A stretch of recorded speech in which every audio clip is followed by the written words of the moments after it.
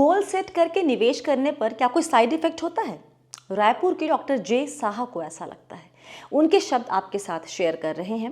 मेरा क्वेश्चन है, आप लोग सब गोल सेट करो पर फोकस करते हैं, कभी आपने सोचा इसके भी साइड इफेक्ट हो सकते हैं?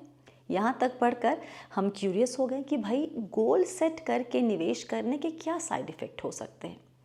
उन्होंने आगे लिखा कि मेरा एक जूनियर अभी फ़िलहाल अनमैरिड है, वो मैरिज के लिए very short term goal set करके एसआईपी कर रहा है। अपने होने वाले बच्चों के लिए वेरी लॉन्ग टाइम व्यू लेकर इन्वेस्टमेंट कर रहा है।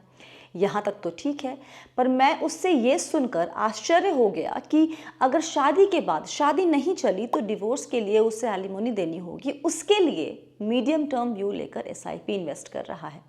ये एक बड़ा साइड इफेक्ट का एग्जाम्पल है और कई सारे व्यूअर्स नेगेटिव सोच लेकर इन्वेस्ट कर रहे होंगे। कृपया इस पर डिस्कस करें। देखिए डॉक्टर साहब, वक्त के साथ सोशल डायनामिक्स बदल रहा है। अलग अलग एजेंसीज की रिपोर्ट के मुताबिक इंडिया में 100 में एक शादी डिवोर्स पर एंड होती है। 2 डेकेड में इंडिया में डिवोर्स रेट 50-60% बढ़ा है। इस बढ़ोतरी के पीछे वजह तलाशने जाएंगे तो कई मिल जाएंगे और उस पर बहस शुरू हो जाएगी, इसलिए वहाँ नहीं जाते हैं।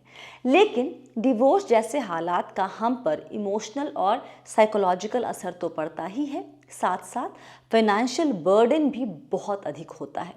और इस साइकोलॉजिकल, इमोशनल, मेंटल और फाइनेंशियल बर्डन का असर क्या हो सकता है किसी इंडिविजुअल पर, ये हमने रिसेंटली खबरों में पढ़ा और सुना है। तो अगर आपके जूनियर उस रिस्क को अपने निवेश के जरिए कवर करने की सोच रहे हैं तो हमें नहीं लगता है कि उसमें कुछ गलत है। कहने वाले ये कह सकते हैं कि इतनी नेगेटिव सोच के साथ ही अगर शादी की शुरुआत करेंगे तो फिर ये पूरा मैनिफेस्टेशन वाला गेम यहाँ पर आ जाएगा। लेकिन आप सोचें कि हम हेल्थ इंश्योरेंस क्यों लेते हैं? ताकि हॉस्पिटलाइजेशन की हालत में हमारी जेब पर बोझ ना पड़े। या फिर हम टर्म प्लान क्यों लेते हैं? यही सोचकर ना कि हमारे ना रहने पर परिवार को फाइनेंशियल तकलीफ ना हो। तो कहने को तो कह सकते हैं कि ये भी हम नेगेटिव सोच लेकर ही ये इंश्योरेंस खरीद रहे हैं। और हमारी एक दोस्त हैं जो यही सोचती हैं, उन्होंने यही कहकर टर्म प्लान लेने का मतलब है कि हम अपनी मौत को मैनिफेस्ट कर रहे हैं, अपने पति को टर्म प्लान लेने ही नहीं दिया। अब आप बताइए ये सही है या फिर ये गलत है? अगर कोई डिवोर्स की एलिमनी के बारे में सोचकर एक कॉर्पस बना रहा है तो उसमें कुछ गलत नहीं है। अगर आपको इस टर्म डिवोर्स से दिक्कत है, जो कि आपको नेगेटिव लगता है, तो इस निवेश के लिए कुछ और नाम हम ले सकते हैं, जैसे पीस ऑफ माइंड के लिए निवेश किया जा रहा है। तब तो नेगेटिव नहीं साउंड करेगा ये, है ना? देखिए, शादी के बाद अलग होने के पीछे हर इंसान की अपनी वजहें होती होंगी, लेकिन अगर कोई किसी रिश्ते में नाखुश है और डेस्परेटली बाहर निकलना चाहता है और बाहर निकलने के लिए उसे कीमत चुकानी पड़े, तो इस तरह के हालात के लिए आपके पास पैसे होने ज़रूरी है। और उसके लिए अगर आप निवेश कर रहे हैं तो आप एक रिस्क कवर कर रहे हैं।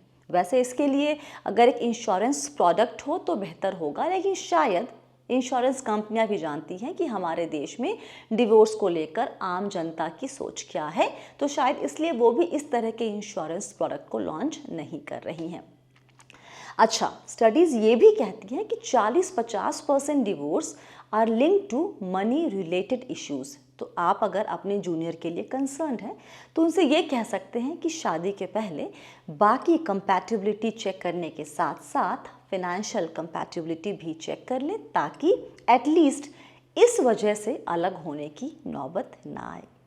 आपकी राय इस पूरे मसले पर, इस मुद्दे पर क्या है, हम जानना चाहेंगे। कमेंट करें, व्हाट्सएप करें या फिर ईमेल करें। सारी डिटेल्स जहाँ जहाँ पर आपको ये सब करना है, व्हाट्सएप नंबर और ईमेल आईडी आपकी स्क्रीन पर है।